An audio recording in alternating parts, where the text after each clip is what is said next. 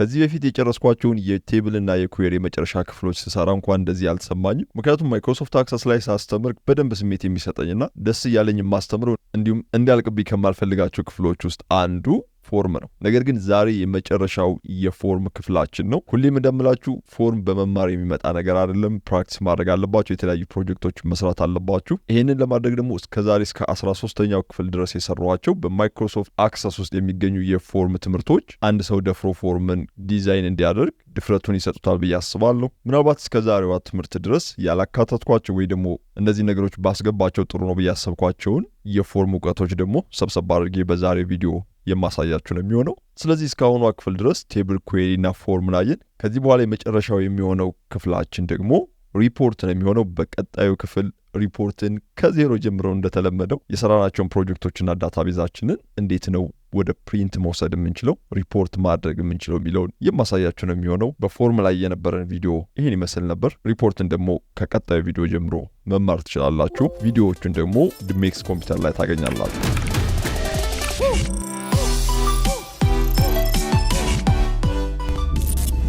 ማይክሮሶፍት አክሰስ ላይ ፎርም ላይ የነበረን ቆይታ በጣም አስደሳች ነበር። ዛሬ የመጨረሻው ክፍል ላይ ደርሰናል። ከዚህ በፊት በነበሩን ቪዲዮዎች እንዴት ነው ማይክሮሶፍት አክሰስ ላይ ፎርሞችን ክሬት የምናደርገው የሚለውን እጅግ በተብራራ መልኩ ከስክራች ጀምረን ከዜሮ ጀምረን ለማየት ሞክረናል። ከዚህ በፊትም ደጋግሜ እንደምላችሁ ሙሉ ትምህርት የሚባል ምንም አይነት ቲዩቶሪያል ዓለም ላይ ልታገኙ አትችሉም። በግል ጥረታችሁ የሚመጡ እንደዚሁም ደግሞ እናንተ ፕሮጀክታችሁን ስትሰሩ ሊያስፈልጓችሁ ከሚችሉ ነገሮች በመነሳት የምትማሯቸው ለየት ያሉ ብዙም ቲዩቶሪያል ላይ የማይገቡ የተለያዩ አይነት እውቀቶች አሉ። እነሱ ልታገኙ የምትችሉት ፕሮጀክቶችን ስትሰሩ ነው። በዛን ጊዜ አስፈላጊ ናቸው ብላችሁ የምታስቧቸው እውቀቶች እንዴት እንደሚሰሩ ሰርች ማድረግ ትጀምራላችሁ። ቲዩቶሪያሎችን ማየት ትጀምራላችሁ። እነዛ እውቀቶች ሲጠራቀሙ እናንተን ፕሮፌሽናል በሆነ መንገድ እዛ ነገር ላይ የተሻለ እውቀት እንዲኖራችሁ ያደርጋሉ። እኔ እያደረግኩ ያለሁት ማይክሮሶፍት አክሰስን እንድትደፍሩና ምን ልትሰሩበት እንደምትችሉ አውቃችሁ በተቻለ መጠን የራሳችሁን ስራ እንድትፈጥሩ ወይም ደግሞ ቢዝነሳችሁን እንድትቆጣጠሩ፣ ካልሆነም ደግሞ እንደ ስራ መያዝ የምትፈልጉ ካላችሁ አሳድጋችሁ የተሻለ ደረጃ እንድትደርሱ። ስለዚህ ኢትስ ጀስት እንደ ሞቲቬሽን ነው እንጂ ሙሉ እውቀቱን እዚህ ላይ ልታገኙ አትችሉም። ስለዚህ ማይክሮሶፍት አክሰስ ላይ በነበረን የፎርም ቪዲዮአችን ላይ በጣም ቤዚክ የምላቸውና አንድ ሰው ፎርም መስራት ሲፈልግ ማወቅ አለባቸው ብዬ የማስበውን ቤዚክ ነገሮች በባለፉት ቪዲዮዎቻችን ለማየት ሞክረናል። ዛሬ ፋይናል የምንለው የፎርም ቪዲዮአችን ነው። በዚህ ቪዲዮ ቀረ የምላቸውን ነገሮች ከቨር ለማድረግ ሞክራለሁ። በየቪዲዮ መካከል ላይና ወደፊት ደግሞ የምትጠይቋቸውን ጥያቄዎች መልስ የምሰጥ ይሆናል። ፎርምን ጠቅለል ስናደርገው አንዱ እዚህ ላይ ያልተሰራው እዚህ ላይ እንደምታዩት ፎቶ አልገባም። እስካሁን ምንም አይነት የፎቶ ምሳሌ አላየንም። ኦልሬዲ ፎርሙ ላይ ፎቶ ማስገባት ይቻላል፣ ግን ፎቶ ማስገባት እንዴት እንደሆነ ስላላየን ፎርማችሁ ከከፈታችሁ በኋላ ለምሳሌ አበበ ሚካኤል የሚባል ተማሪ አለን። የዚህን ተማሪ ፎቶ ለማስገባት እዚህ ላይ ክሊክ ማድረግ ነው የፎቶ ክፍል ላይ። በመቀጠል ከላይ እንደምታዩት አታች የምል ትመጣለች። አታቿን ክሊክ በማድረግ አድ የሚል ይመጣልናል። አድ ማለት ከኮምፒውተራችሁ የምትፈልጉትን ፎቶ እንድትጨምሩ ከፎቶ ውጭ ማይክሮሶፍት ኦፊስ፣ ዶክመንት፣ ፒዲኤፎች፣ ፓወርፖይንት ኤኒ ዶክመንቶች እዚህ ውስጥ ማስገባት ትችላላችሁ። እኛ ፎቶ ስለሆነ እንፈልገው አድ የሚለውን ይጫናል፣ ወደ ኮምፒውተር ያስገባኛል። እዚህ ላይ የምታዩቸው ደግሞ ሳምፕል በሚል ያስቀመጥኳቸው ፎቶዎች ናቸው። ከነዚህ ውስጥ ለምሳሌ አበበ የሚባለው ሰው ይሄ ነው ብለን ብናስብ ፎቶውን ክሊክ አደርጋለሁ። በመቀጠል ኦፕን። እንደምታዩት ፎቶ እዚህ ላይ ገብቶልኛል። ኦኬ ብዬ ጨርሳለሁ። በምታዩት መሰረት የአበበ ፎቶ ገብቷል። ኔክስት ናርዶስን አቀጣይ ክሊክ አታች የምትለው አነካለሁ። አድ ኮምፒውተር ላይ ያስገባኛል። የናርዶስን ፎቶ ደብል ክሊክ አደርጋለሁ ወይም ኦፕን ማለት ትችላላችሁ። በመጨረሻም ኦኬ እንደምታዩት የናርዶስ ገብቷል። አሁን ወደ ኋላ በመለስ የአበበ ፎቶ አለ፣ ወደፊት ብሄድ ደግሞ የናርዶስ አለ። ሌሎቹ ስላልገባ እንደዚሁ ባዶ እንደሆነ ይቀመጣል። ሁለተኛው ብታውቁት ከፎቶ ጋር በተያያዘ አስፈላጊ ነው ብዬ የማስበው ባክግራውንድ ፎቶ ማስገባት ትችላላችሁ። እሱ ለማድረግ ራይት ክሊክ ፎርማችሁ ላይ ዲዛይን ቪው ፎርማችሁ ላይ ክሊክ ታደርጋላችሁ። በመቀጠል ኦል ውስጥ እገባለሁ። ከሚመጡልኝ አማራጮች ውስጥ ፒክቸር የሚለው እዚህ ላይ ያለውን የሶስት ነጠብጣብ ምልክቷን እጫናለሁ። በዚህ ጊዜ ኮምፒውተራችሁ ላይ ነው የሚወስዳችሁ። የትኛውን ፎቶ እንደ ባክግራውንድ ላስገባው ነው የሚለኝ። በዚህ ጊዜ ጥሩ ምለውን ፎቶ መርጥለታለሁ። አሁን ካሉኝ ውስጥ ለባክግራውንድ የሚሆነውና የተሻለው ፎቶ ብዬ የማስበው ለምሳሌ እዚህ ውስጥ ካሉት ይሄኛው ከሆነ የተሻለ ምለው ክሊክ አደርጋለሁ። ኦኬ እንደምታዩት ገብቷል። ነገር ግን የፎቶ አቀማመጥ ሞዱ ክሊፕ ነው። ክሊፕ የምንለው ፎቶ ምንም አይነት ተጨማሪ ስትሬች ሳያደርግ ባለበት ሲቀመጥ ነው። እሱን ለማስተካከል እንደምታዩት ከስር ፒክቸር ቴሊንግ፣ ፒክቸር አላይመንት እና ፎቶ ሳይዝ ሞድ የሚላለ እሱ ላይ በመሄድ ክሊፕ የሚለውን ቀስቷን በመንካት ስትሬች ባደረገው ከጥግ እስከ ጥግ ሙሉ ፎርማችሁን በዚህ መሰረት ማልበስ ትችላላችሁ። አሁን ራይት ክሊክ ባደረገውና ፎርም ቪው ብለው የሚያምርና ባክግራውንድ ያለው አሪፍ ፎርም ይሆንልኛል። ሌላኛው እዚህ ፎርም ላይ ምንም አይነት ክሎዝ በተን የለውም። መዝጋት ብፈልግ እንደምታዩት ምንም ክሎዝ የለውም። ስለዚህ አዲስ በተን እጨምራለሁ። ይሄኛውን ዲዛይን ቪው ላይ እመለሳለሁ። በመቀጠል የምዝገባ ቅጽ የምትለዋን ትንሽ አሳንሳታለሁ ቦታ እንዳገኝ። ክሎዝ በተኗን እዚህ ጋር ነው ማድረግ የምፈልገው። ስለዚህ በተን ላይ ሄዳለሁ። ክሊክ እዚህ ጋር በተኑን ክሊክ አድርገዋለሁ። በተኑ ምን ላድርግልህ፣ ምን አይነት ትዕዛዝ እንዲኖረው ላድርግ እያለኝ ነው። በዚህ ጊዜ የማደርገው ፎርም ኦፕሬሽን የሚለው ላይ ሄዳለሁ። ከሚመጡልኝ አማራጮች ውስጥ ክሎዝ ፎርም ወይም ደግሞ ፎርሙን ዝጋ የሚለውን እመርጣለሁ። በመቀጠል ኔክስት። እዚህ ላይ በጽሁፍ ነው ማድረግ የምትፈልገው ወይስ አይከን ትጠቀማለህ ነው የሚለኝ። እኔ እንዴት አይከን መጠቀም እንደምትችሉ እዚህ ምሳሌ ላይ ስለማሳያችሁ ኔክስት ስላለው ፊኒሽ። ስለዚህ የተወሰነች አይከን ተጠቅሞልኛል በራሱ።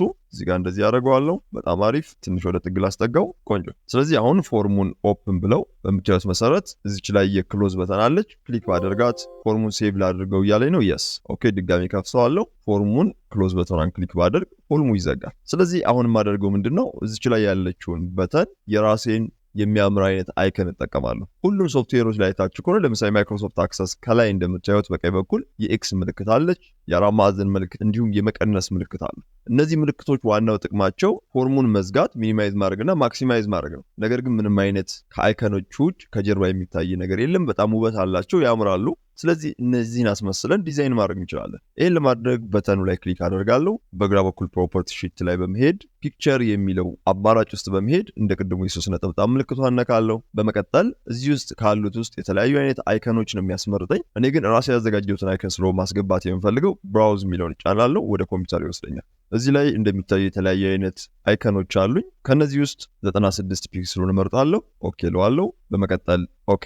በምታዩት መሰረት በተኑ ውስጥ የምፈልገውን አይከን አስቀምጦልኛል። ነገር ግን የጀርባ ከለር እና ቦርደር ከለር አለው። እሱን ለማጥፋት ከፈለኩ አሁንም ክሊክ አደርጋለሁ በተኑ ላይ። በመቀጠል ፕሮፐርቲ ሺት ላይ በመሄድ ባክ ስታይል የሚለውን ኖርማል የነበረውን ትራንስፓረንት አደርገዋለሁ። ያ ማለት የጀርባ ከለሩ እንዳይታይ ሆነ ማለት ነው። ሁለተኛ ደግሞ የቦርደር ወይም የአራት ማዕዘኑ ጥግ ላይ ያለውን ከለር ማጥፋት ከፈለጋችሁ ቦርደር ስታይል የሚላለ እሱም ላይ ሶሊድ የነበረውን ትራንስፓረንት እናደርገዋለን። በመቀጠል ራይት ክሊክ ፎርም ቪው አድርገው በምታዩት መሰረት አይከኗ ብቻ የምትታይ የኤክስ በተን ትሆናለች። ስለዚህ ፎርሙን ሴቭ አደርጋለሁ። በመቀጠል ክሎዝ ባደርግ በቀላሉ ፎርሙን መዝጋት የሚችል በተን ይሆናል ማለት ነው። ሌላኛው የመጨረሻው ብታውቁት በጣም ወሳኝ ነው ምለው አንድ ፎርም ላይ ሁናችሁ ሌላውን ፎርም መክፈት እንዴት እንደምትችሉ ነው። ለምሳሌ እዚህ ላይ የምታዩት የአንድ ተማሪን ፎርም ብቻ ነው የሚያሳየው። እዚህ ቦታ ላይ ሁሉንም ተማሪዎች አሳይ የሚል አንድ በተን ክሊክ ሳድርግ ሁሉም ተማሪዎች ያሉበት ወይም ደግሞ እዚህ ላይ የምታዩት ይሄኛው ፎርም እንዲከፈት ማድረግ ይችላል። ይህን ለማድረግ ምንድን ማደርገው መለሳለሁ ወደ ተማሪዎች የምዝገባ ቅጽ ዲዛይን ቪው በተን ውስጥ ሄዳለሁ። በተን ክሊክ እዚህ ጥግ ላይ ነው እንዲሆን የምፈልገው። ስለዚህ ስላለው በዚህ መሰረት በተኑን ምን እንዲሆን ለምትፈልገው በተኑ ምን አይነት ትዕዛዝ እንዲሰጥ ነው የምትፈልገው ነው የሚለኝ። ፎርም ኦፕሬሽን ላይ ሄዳለሁ። በመቀጠልም የተለያዩ አማራጮች አሉ። ከነዚህ ውስጥ ኦፕን ፎርም የሚለውን እጫናለሁ። ኔክስት ፎርሙ እንዲከፈትልኝ ነው የምፈልገው። አሁን እንዲከፈትልኝ የምትፈልገው ፎርም የትኛው ፎርም ነው የሚለኝ። በግራ በኩል 3 ፎርሞች አሉ። እነሱን ያመጣልኝ። እኔ የምፈልገው ስቱደንት ሊስት የሚለውን ፎርም ነው። ስለዚህ እሱን ክሊክ በማድረግ ኔክስት አደርጋለሁ። እነዚህ ሁለቱ አማራጮች አሉ። ሁለቱ አማራጮች የመጀመሪያው አማራጭ አሁን ካለውበት መረጃ አንጻር ፎርሙን እንዲከፍትና ሁሉንም የተመዘገቡ መረጃዎች በአንድ ጊዜ እንዲከፍት የሚያዝ 2 ምርጫዎች አሉ። እዚህ ላይ ነው የምፈልገው ሁሉንም እንዲያሳየኝ ስለሆነ ታችኛውን እጫናለሁ። ሾው ኦል ዘ ሪካርድ የሚለውን በመቀጠል ኔክስት ላለው በጽሁፍ መልክ ነው በአይከን መልክ ነው እንዲመጣልኝ የሚፈልገው ነው የሚለኝ። እኔ በቴክስት መልክ እንዲመጣ ፈልጋለሁ። በጽሁፍ መልክ የተማሪዎች ዝርዝር ብዬ ጽፋለሁ። በመቀጠል ኔክስት ፊኒሽ ጨርሳለሁ። በምታዩት መሰረት በግራ በኩል አሪፍ ፎርም መታልኛለች። በመቀጠል ራይት ክሊክ ሴቭ። አሁንም ራይት ክሊክ ፎርም ቪው ላይ ባደርገው ሁሉም ፎርም እንዳለ ነው። በቀኝ በኩል ግን አዲስ የተማሪዎች ዝርዝር የምትል በተን ተጨምራለች። ልክ እሷን ስነካ አውቶማቲካሊ ስቱደንት ሊስት የሚለው ፎርም ይከፈትልኛል። በዚህ መሰረት አንድ ቦታ ላይ ሆናችሁ ሌላ ፎርም መክፈት ትችላላችሁ። እዚህ ቦታ ላይ የክሎዝ ምልክት ብጨምር ደግሞ ይህንን ፎርም በቀላሉ መዝጋት ትችላለሁ። ስፈልግ ደግሞ መክፈት ትችላለሁ።